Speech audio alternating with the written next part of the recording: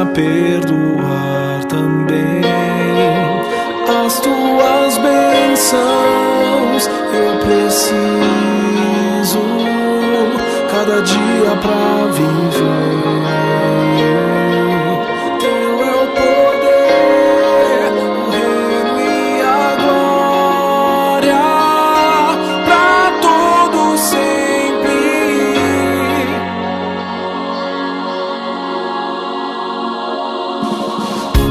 Pai nosso que estás nos céus, santo é o teu nome. Perdoa os meus pecados, me ensina a perdoar também. As tuas bênçãos eu preciso cada dia pra viver. Teu é o poder, o reino e a glória pra todo sempre. Pra todo sempre. Ensina-me viver o teu reino, cumprindo a vontade. Olá, que a paz de Jesus esteja com você. Como é que você está? É muito bom ter você aqui com a gente, um prazer iniciar o mês na sua companhia, podendo falar e compartilhar o Evangelho de Jesus.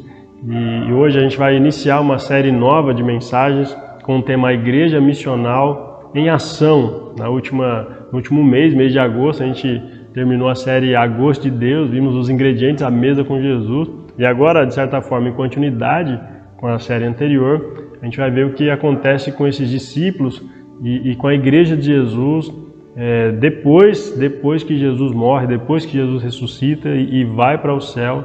Ele deixa uma ordem para a sua igreja e a gente vai conversar hoje na primeira mensagem sobre a fidelidade mesmo da igreja à ordem de Jesus. A igreja missional, a primeira mensagem de hoje, ela obedece às ordens do Mestre, o Mestre Jesus. Então vamos refletir na palavra de Deus. Antes da gente iniciar aqui o nosso culto, quero te convidar a compartilhar o link desta transmissão com seus amigos, com seus contatos no WhatsApp, no Facebook, enfim, onde você tiver uma rede social, compartilhe aí para que outras pessoas também recebam a bênção de Jesus na sua casa e na sua família.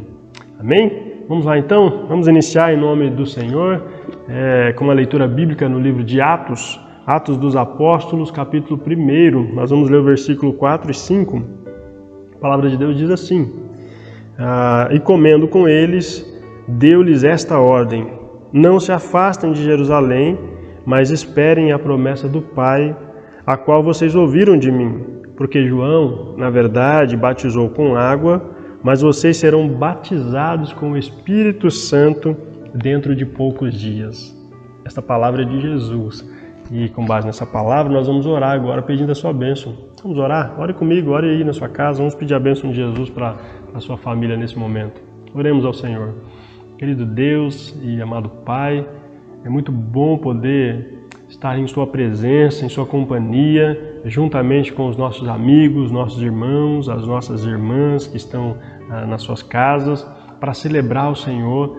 Pai, nós estamos iniciando este encontro e para isso nós pedimos a Tua bênção. Venha sobre nós agora com o poder do Espírito Santo para nos dar a compreensão correta da Sua palavra e para nos estimular, Senhor, a sermos uma igreja missional, uma igreja que entende a Sua vontade e que vive, Senhor, em obediência a ela. É no nome de Jesus que nós oramos, Senhor, agradecidos a Ti pelo Seu cuidado e pelo Seu amor sobre nós. Muito obrigado, Senhor. Receba o nosso culto e a nossa adoração em nome de Jesus. Amém e amém. Amém. Graças a Deus. Agora nós já oramos, vamos adorar o Senhor com as nossas canções. Celebre o Senhor com a gente nesse momento.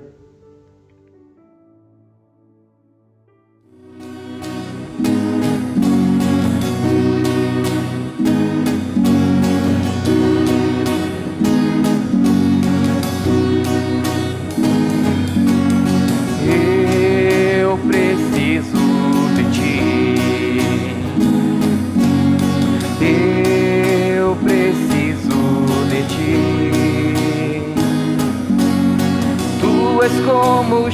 chuva sobre mim, renovando o meu coração. Eu olho para ti, eu olho para ti. Tu és o Rei de toda a terra, puseste vida no meu coração.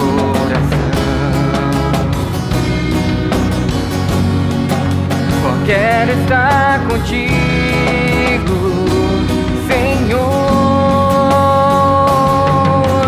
Santo, Santo é o Senhor, Rei da glória, pra sempre, sempre Salvador.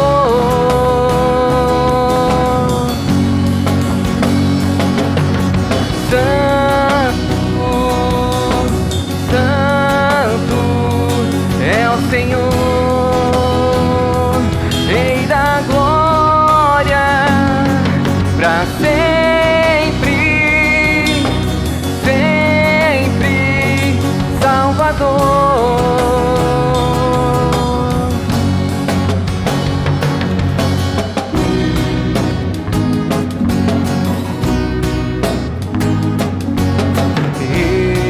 Eu olho para ti, eu olho para ti. Tu és o Rei de toda a terra, puseste vida no meu coração. Só quero estar contigo, Senhor. Santo, Santo é o Senhor, Rei da glória, pra sempre, sempre Salvador.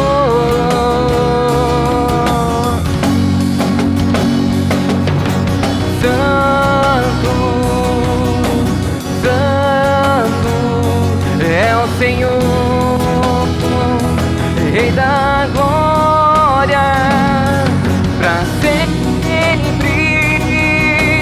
sempre Salvador.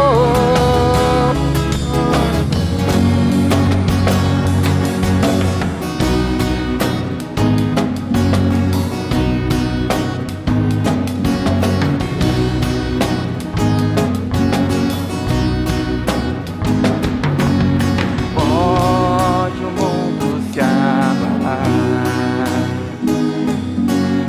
pode o mar se revoltar,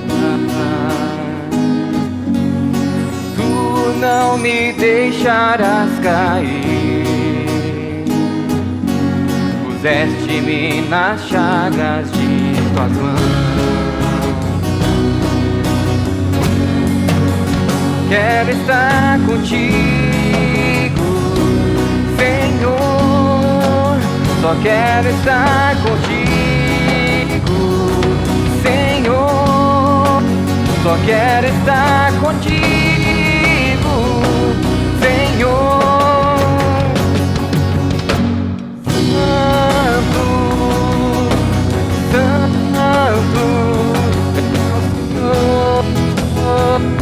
Rei da glória, para sempre, sempre Salvador. Santo, Santo é o Senhor, Rei da glória, pra sempre, sempre Salvador.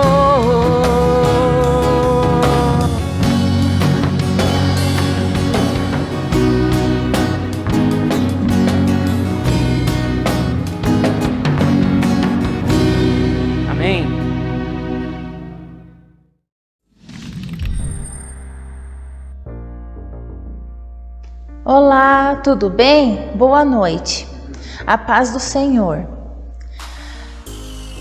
O meu nome é José Carlos. Eu sou surdo.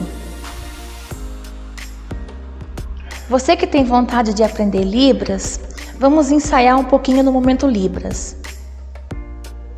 Obediência,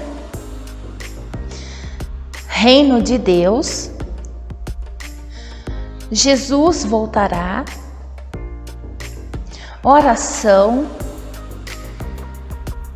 missões, missional. Entenderam? Valeu, um abraço.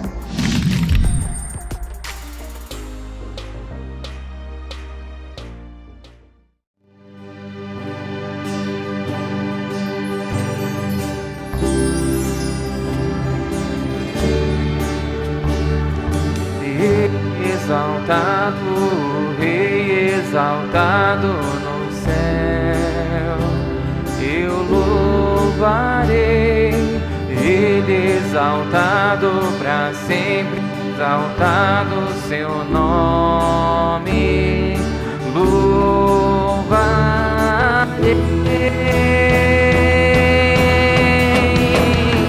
Ele é o Senhor, sua verdade vai sempre reinar. Terra e céu glorificam seu santo nome. Ele exaltado, Rei exaltado no céu. Ele exaltado, Rei exaltado no céu. Ele exaltado, Rei exaltado no céu. Eu louvarei, Ele exaltado para sempre, exaltado seu nome.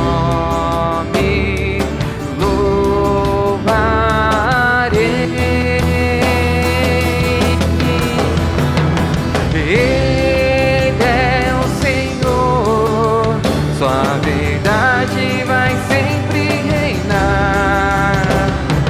Terra e céu glorificam seu santo nome.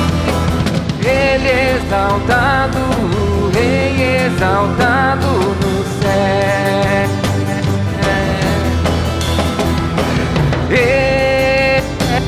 Senhor, sua verdade vai sempre reinar. Terra e céus glorificam o santo nome. Ele exaltado, Rei exaltado no céu. Ele exaltado, Rei exaltado no céu. Jesus, Ele exaltado, Rei exaltado no céu.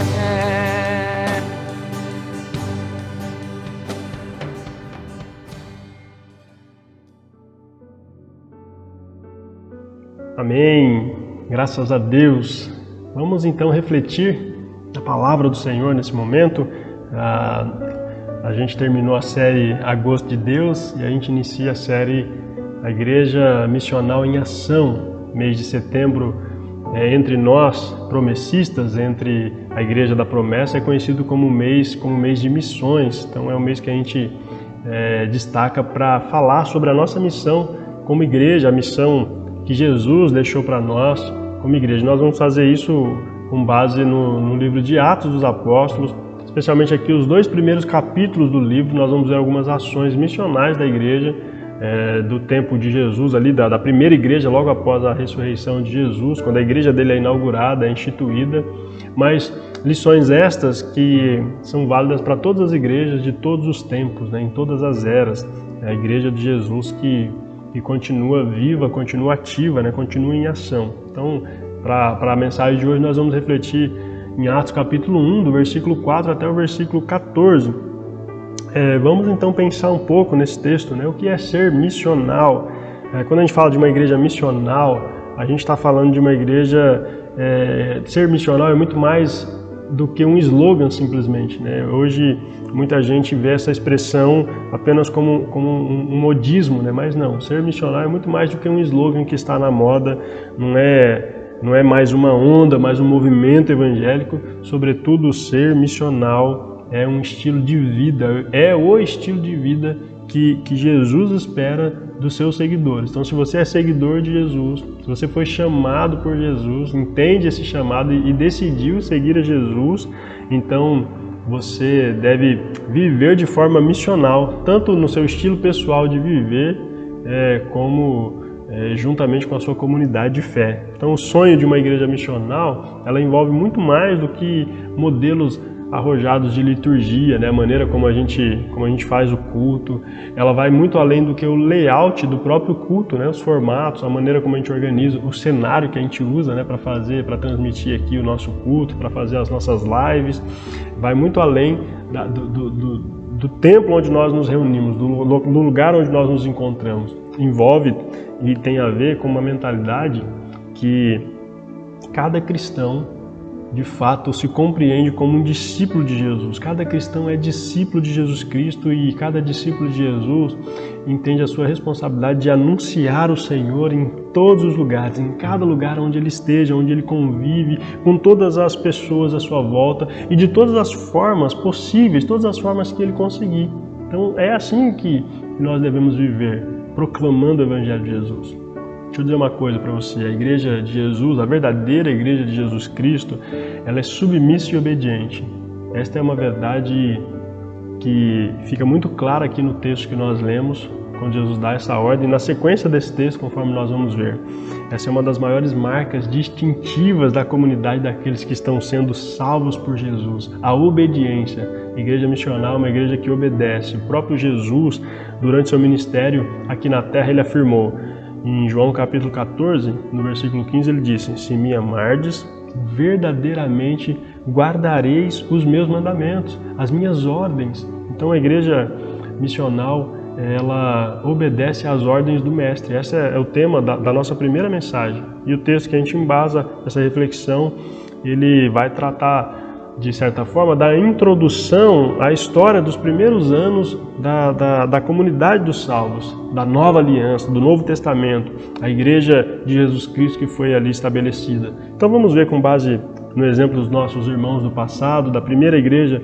de Jesus, quais as formas de ser uma igreja missional obediente, ou o que envolve ser uma igreja missional obediente. Em primeiro lugar, ser uma comunidade obediente envolve a compreensão do reino de Deus. Uma comunidade missional que obedece a Deus, ela compreende corretamente o reino de Deus. O que é o reino de Deus? O que é o reino de Deus para você? Como você compreende o reino de Deus ou o reinado do Senhor? Mesmo depois de Jesus aparecer ressurreto, depois que ele ressuscitou diante dos discípulos, como diz o versículo 3 aqui de Atos 1, Jesus ainda tinha algumas lições para transmitir, algumas lições para ensinar aos seus discípulos. Durante o tempo do seu ministério terreno, o tema principal e recorrente dos ensinos de Jesus Cristo, tanto aos discípulos que o seguiam de perto ali, quanto à multidão que acompanhava o Senhor de forma mais distante, é o reino de Deus. Ele começa o seu ministério com esta mensagem é a sua mensagem principal. O evangelista Marcos, ele vai registrar no seu livro que logo após o seu batismo, Jesus saiu a anunciar que o reino de Deus estava próximo. Lá em Marcos 1, versículo 15, nós lemos essa verdade. Diversas parábolas que Jesus contou, as histórias que Jesus contava para transmitir as suas lições, elas falavam sobre o reino de Deus, elas ensinavam sobre a pregação e sobre o ensino de Jesus. Mas mesmo depois de 3 anos intensos aqui na escola de Cristo, Os discípulos de Jesus que seguiram, que acompanharam Jesus, os apóstolos do Senhor Jesus Cristo, ainda tinham dificuldade de entender de fato qual era a proposta do Senhor, qual era a proposta do seu mestre, que ela não consistia em retomar a autonomia de Israel frente ao Império Romano. Os discípulos acreditavam, os judeus contemporâneos de Jesus, acreditavam que quando o Messias viesse, o Messias prometido no Antigo Testamento, quando ele viesse, na verdade, o principal papel dele seria uma libertação política, ele seria um libertador político, e mesmo após a morte e a ressurreição do Senhor, os seus discípulos ainda acreditavam que ele seria esse libertador.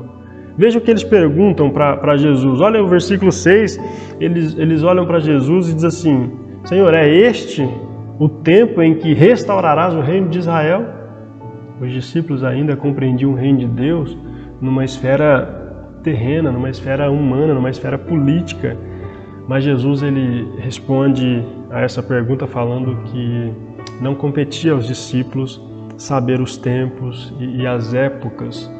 E aí inclui aqui o texto que pode resumir o que daria início à história dos primeiros cristãos. Veja o que ele diz no versículo 8: Mas recebereis poder quando o Espírito Santo descer sobre vós, e sereis minhas testemunhas, tanto em Jerusalém, como em toda a Judéia e Samaria, e até os confins da terra. O Mestre volta, em sua resposta aos discípulos, a um assunto que é essencial na sua pregação. O reino que a igreja sinaliza enquanto comunidade do Senhor Jesus não está ligado ao poder político ou econômico. O reino que a Igreja de Cristo representa, sinaliza e proclama é o reino de Deus, é o reino dos céus, o domínio e o governo de um rei que é Deus sobre todas as coisas e que está sendo restaurado a cada dia no poder do Espírito Santo. Esse reino já foi inaugurado entre nós e ele está sendo implantado em todos os lugares na face da terra. Jesus está dizendo aos discípulos da sua época e também a todos os discípulos de todos os tempos que o poder da igreja não tem nada tem a ver com as estruturas do poder desse mundo, mas é com uma capacitação que é muito maior, é o poder do Espírito Santo que transforma homens e mulheres comuns em testemunhas do reino de Deus. Um reino de paz, um reino de justiça, um reino de alegria, conforme a palavra do Senhor vai mostrar para a gente. Como é que você tem compreendido o reino de Deus? Você ainda olha para os governadores terrenos, governadores humanos aqui da terra e tem colocado a sua esperança neste reino? Você ainda acredita que Deus vai usar um destes homens ou mulheres para, de fato, restaurar a paz da nação, restaurar a paz de Israel, como os discípulos pensavam? Eu não quero ser pessimista, e nem acabar com o seu otimismo, mas o reino de Deus nada tem a ver com este reino. O reino de Deus é um reino eterno. O reino de Deus é aquele que vem de cima e ele vai modificando e transformando, incomodando, desestruturando todas as bases que estão estabelecidas a parte da sua vontade. E a Igreja de Jesus, que obedece à ordem do Mestre, ela compreende esse reino de forma espiritual.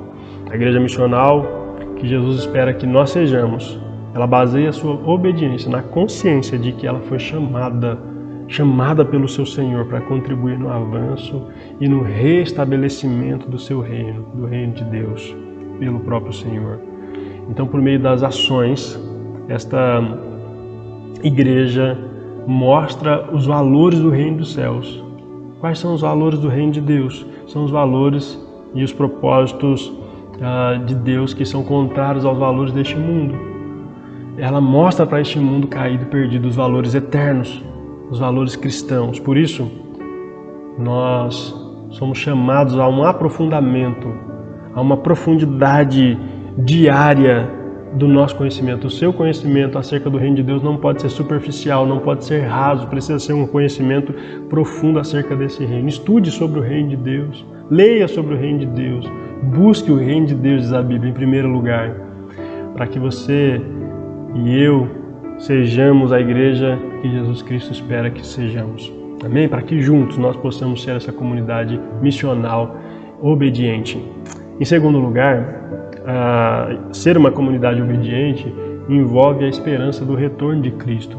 Nós terminamos a última mensagem falando sobre essa esperança, né? Uma esperança em uma sociedade desiludida. A gente vive numa sociedade que não tem mais esperança, que não aguarda o Salvador. Mas quando a gente olha para o texto aqui de Atos, a gente vai ver que além da consciência sobre o reino que nós representamos aqui na Terra, o reino de Deus, enquanto comunidade de Jesus Cristo, a obediência que capacita-nos para a missão de Deus envolve a nossa alimentação desta esperança. Nós alimentamos a esperança do retorno glorioso do nosso Senhor e Salvador. O texto que embasa a nossa reflexão, ele vai narrar justamente a ascensão de Jesus Cristo, quando Jesus está voltando para os céus perante os seus discípulos, e ela traz uma promessa marcante. Diz o texto: este Jesus, que dentre vós foi elevado ao céu, virá do mesmo modo como o vistes partir. É o que está no versículo 11. A garantia reafirmada do retorno de Cristo é o combustível que motiva os primeiros discípulos a cumprirem a ordem de Jesus, e também deve ser o nosso combustível, deve também nos motivar a continuar cumprindo e a continuar obedecendo a ordem de Deus. Nós proclamamos o Evangelho em obediência ao Senhor, porque nós cremos e nós temos esta esperança. Aquele mesmo Senhor que subiu, descerá da mesma forma, de forma visível, todo olho verá, do ocidente ao oriente, todo olho verá o Senhor vindo com poder e grande glória nas nuvens para nos buscar, para nos restaurar, para nos salvar de uma vez por todas. Por isso, acredite nisso. Acredite nisso. Esse versículo, ele vai mostrar para a gente que os discípulos, desde o versículo 4 que nós estamos lendo, os discípulos não se ausentam de Jerusalém. A ordem de Jesus é esta, que eles ficassem em Jerusalém, esperando o cumprimento dessa promessa gloriosa, da promessa de que o Senhor subiria ao céu e derramaria o seu Espírito, e aí a igreja teria então capacidade para proclamar o Evangelho até a sua volta. A missão da igreja primitiva, que está registrada no Novo Testamento, ela tem como o centro a sua pregação, a pregação sobre Jesus. O Jesus Cristo que é prometido no Antigo Testamento e que opera sinais e maravilhas durante seu ministério aqui na Terra. Este Jesus que foi morto na cruz, foi crucificado no lugar de todos os pecadores, mas que ressuscita ao terceiro dia e então sobe aos céus, deixando esta promessa gloriosa. O que motiva o seu coração a continuar obedecendo ao Senhor? Aliás, você tem obedecido ao Senhor de todo o coração? Se você não tem, será que não está faltando esperança na sua vida? Você tem a esperança da vida eterna, da glória eterna, da volta de Jesus? Você acredita ainda na volta de Jesus? A gente precisa ter a mesma esperança que os primeiros cristãos tinham para anunciar esta mensagem com tanta certeza, com a certeza absoluta de que este Cristo que subiu voltará para a terra e Ele vai nos levar para ter a vida eterna com Ele. Os nossos irmãos eles anunciavam com entusiasmo, eles anunciavam com labor a mensagem do Evangelho, porque eles criam vigorosamente no retorno de Jesus. Eles ansiavam sobre o advento de Cristo. Nós também temos este anseio em nosso coração, nós também cremos. A esperança da vida eterna e do retorno de Cristo é o que nos capacita no tempo presente a seguirmos as ordens de Jesus, a cumprirmos a missão que Ele deixou para nós. Você acredita ainda na volta do Senhor Jesus Cristo? Você acredita no retorno de Cristo? Você acredita que Jesus vai realmente voltar? Já fazem mais de 2000 anos que essa promessa foi feita. Se você tem dúvidas, se você não acredita, eu quero te convidar a comparar os sinais do nosso tempo com as profecias das Escrituras Sagradas, e para você ver que de fato os sinais estão se cumprindo. E o dia do Senhor, o terrível e glorioso dia do Senhor, será terrível para aqueles que não crerem, será terrível para aquele que não tem essa esperança, será terrível para aqueles que não esperam, que não aguardam a volta de Jesus, mas será glorioso para você e para mim, para nós que temos essa esperança, porque de fato a sua promessa se cumprirá nesse dia. Esse dia está mais perto do que nunca. A palavra de Deus nos assegura: o nosso resgatador, ele regressará para nos salvar. Creia em nome de Jesus, creia nessa verdade e viva com essa esperança. O texto sagrado está afirmando para nós, o Senhor não retarda a sua promessa, ainda que alguns a tenham por tardia. E ainda diz, se esperamos em Cristo só nessa vida, somos os mais miseráveis dentre os homens. Se a sua esperança está somente aqui no nosso mundo, então você é quem mais precisa da misericórdia de Deus. A certeza da volta de Jesus é a esperança que nos motiva e a gente alimenta isso diariamente, porque essa certeza nos faz viver com fé e esperança, anunciando a todos quanto pudermos o reino de amor, de justiça e de misericórdia. Amém? Por último, em último lugar, ser uma comunidade obediente envolve unidade e vida de oração. Como é que está a sua vida de oração? Como é que está a sua vida comunitária nesse período de isolamento social, onde algumas pessoas não podem sair de casa porque está no grupo de risco, e, enfim, algumas igrejas ainda estão com as portas fechadas. Como é que você tem mantido a unidade no meio do povo de Deus? Você tem se relacionado com as pessoas, tem participado, tem acompanhado os cultos, os estudos bíblicos? Bom, além da compreensão do reino de Deus e da esperança do retorno de Jesus, a obediência da igreja missional, ela também passa pela unidade, pela oração.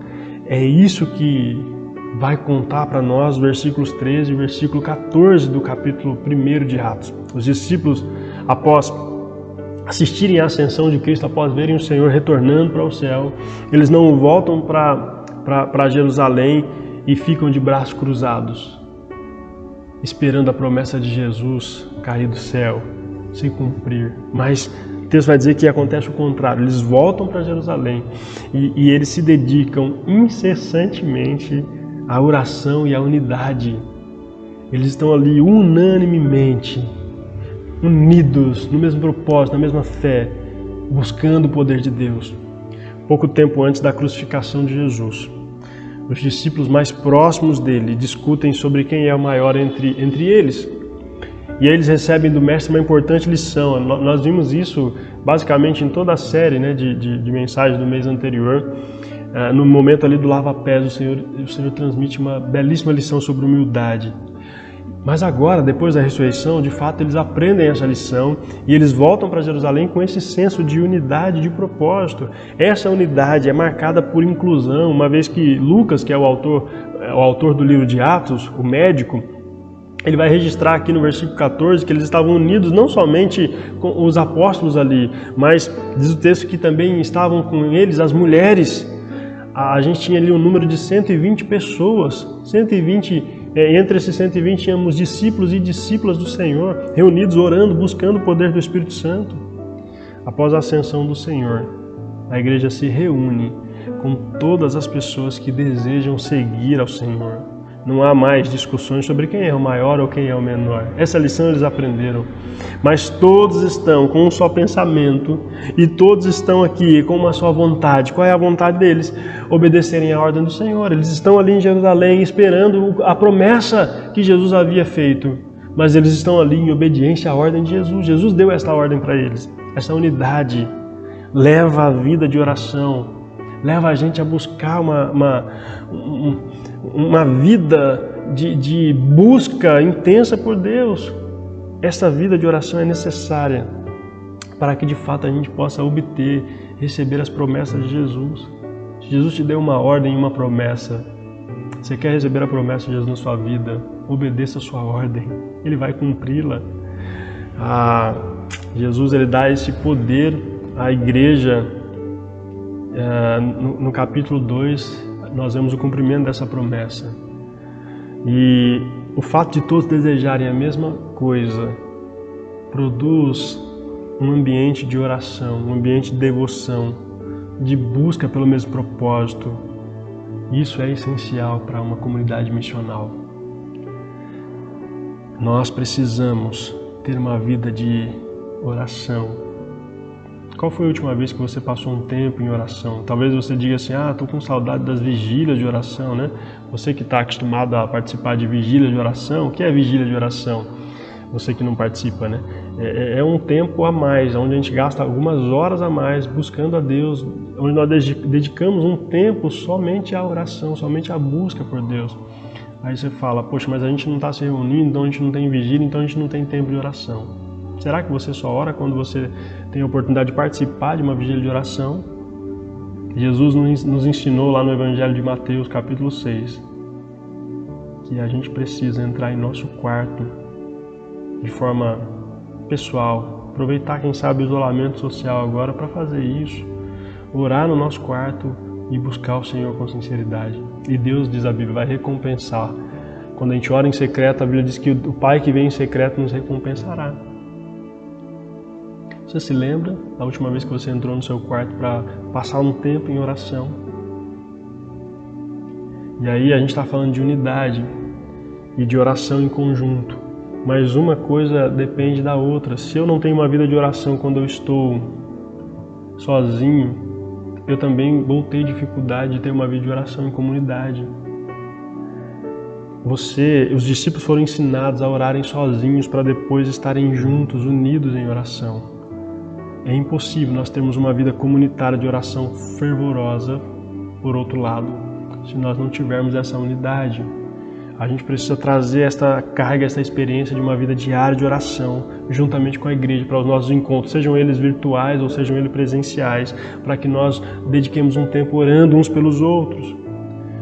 É impossível também uma vida de constante proclamação sem esta vida de oração. Se a gente quiser, de fato, ser uma igreja missional composta de pessoas que proclamam o Evangelho do Reino de Deus em todo o tempo e em qualquer lugar, então a gente precisa ter zelo pela unidade cristã. Isso inclui entender o nosso propósito e a nossa missão, e a gente precisa renunciar às diferenças insignificantes que possam existir em nosso meio em prol desse propósito, dessa missão que é muito maior, que é muito mais abrangente. E isso nos leva a um ambiente propício de oração, de busca pelo poder do Espírito Santo, onde Deus vai de fato derramar sobre nós a sua promessa gloriosa, a promessa do seu Espírito. E o Espírito de Deus passa a reinar e habitar na nossa vida, e Ele nos enche a cada dia, a cada momento, quanto mais nós nos unimos, quanto mais nós buscamos ao Senhor em oração.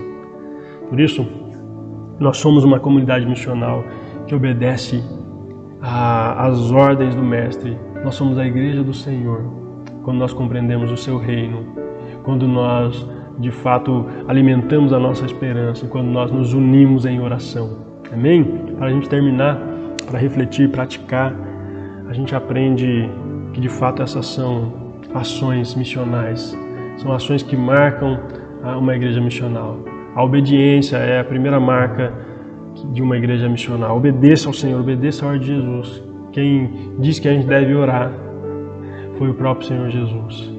Nós devemos ter uma vida de oração e de vigilância na presença e no poder do Espírito Santo até a volta do Senhor. Amém? Isso vai conservar em nós a sua graça, vai conservar em nós a sua fé. Então faça isso. Seu desafio enquanto seguidor de Jesus é fazer uma avaliação. Faça uma avaliação pessoal no seu coração. Você tem sido obediente às ordens de Jesus? Você tem obedecido ao Senhor? Se você de fato perceber que você tem falhado nessas áreas, não desanime. A Bíblia diz que a falha é inerente ao ser humano por causa do pecado. Mas agora a gente tem uma nova natureza e nós temos o Espírito Santo habitando em nós. E se você deixar, se nós deixarmos, Ele vai nos capacitar e vai nos usar, vai nos fazer de fato obedecer ao Senhor. Especialmente sobre isso que nós falamos hoje, para termos uma vida de oração, uma compreensão correta do seu reino através do estudo sério e profundo da sua palavra. E então a esperança da sua volta gloriosa. Amém? Tenho certeza que a misericórdia e a graça de Deus estará sobre você e sobre a sua vida. Por isso, depois de se avaliar e encontrar suas falhas, confesse ao Senhor e busque esta misericórdia e graça e esse poder que é o que nós veremos na próxima semana, para que você viva por meio dele, para a glória dele. Amém? Que Jesus te abençoe. Essa é a nossa oração. Para a gente finalizar, vamos falar com Deus, vamos agradecer ao Senhor e pedir a sua bênção. Eu não sei se você deixou o seu pedido de oração aqui, mas a gente vai orar por você.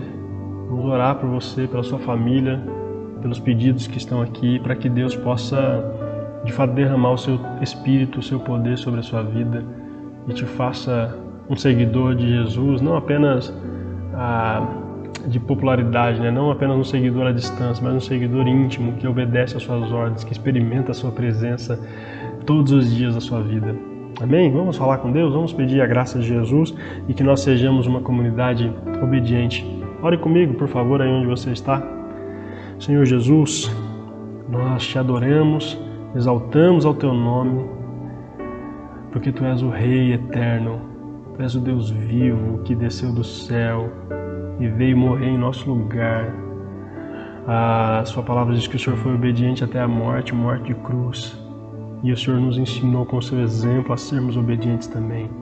Aliás, o Senhor chamou-nos para fazer parte de uma igreja missional, uma igreja que obedece, uma igreja que proclama o seu reino, porque ela entende esse reino, ela compreende esse reino à luz da sua palavra. Uma igreja que tem esperança e crê e testemunha e proclama a volta, o retorno de Jesus. Uma igreja que de fato busca a unidade cristã com os outros seguidores de Jesus. Ela serve aos outros cristãos. Uma igreja que faz isso também em oração. Ela se une para orar. Ela ora em favor dos propósitos da igreja. Por isso, ó Pai, nós pedimos a Ti que o Senhor nos ajude. Se houver alguém confessando seus pecados, Senhor, porque tem desobedecido ao Senhor em algum momento, ou talvez em questões morais, né? Às vezes não só na vida de oração que falta, mas às vezes tem desobedecido os seus mandamentos. Senhor, nós somos conhecidos como seus discípulos porque obedecemos aos seus mandamentos, mas nós cremos, Senhor Jesus, que quem confessa o pecado e o abandono encontra misericórdia, recebe o perdão e a graça de Deus sobre a sua vida. Por isso nós oramos sobre cada pessoa, Senhor, e pedimos a sua força para que nós consigamos obedecê-lo com amor, com alegria e por gratidão a tudo que o Senhor faz e fez por nós naquela cruz. Em nome de Jesus, Senhor, nós oramos e te agradecemos, pedindo a bênção de Deus sobre cada vida, sobre cada família, sobre cada pedido de oração, que o Senhor possa atender a cada necessidade, segundo a sua vontade boa, perfeita e agradável. Em nome de Jesus. Amém e amém. Graças a Deus, que Deus seja louvado, que você seja abençoado por Jesus, que a sua família seja fortalecida. Amém? Não se esqueça de continuar contribuindo, a sua contribuição é muito importante. Está aparecendo aqui para você o número da nossa conta, da conta da nossa convenção regional, e a sua contribuição ela é muito importante. A gente, nesse mês de setembro, nós teremos nos próximos dias a campanha de missões, então já vai se preparando, você que está acostumado, né? A campanha de missões, ela visa atender e dar assistência aos projetos missionais aqui no Brasil, mas também fora do Brasil. Nós estamos em 14 países, né? 14 países a Igreja da Promessa está estabelecida, e essas nações onde a igreja está, os projetos missionários que temos ali, eles são mantidos com a sua oferta, com a sua contribuição. Então se prepare aí nos próximos encontros, a gente vai sempre falar sobre isso. A gente está também numa campanha de oração por missões, então ore, acompanhe essa campanha, ore ao Senhor com a gente, ore pelos projetos missionários. A gente falou de oração hoje, a importância de se unir em oração em favor de um propósito. Então seja missional também em oração. Lembre-se, nós somos missionais proclamando o reino de Deus, contribuindo financeiramente com o reino de Deus e orando ao Senhor por cada vida, por cada missionário, por cada ação missionária. Então que Deus te abençoe e te use poderosamente para ser um missionário também desta forma, que proclama o Evangelho, que contribui com missões e que ora por missões. Amém? Jesus abençoe sua vida. Amém e amém.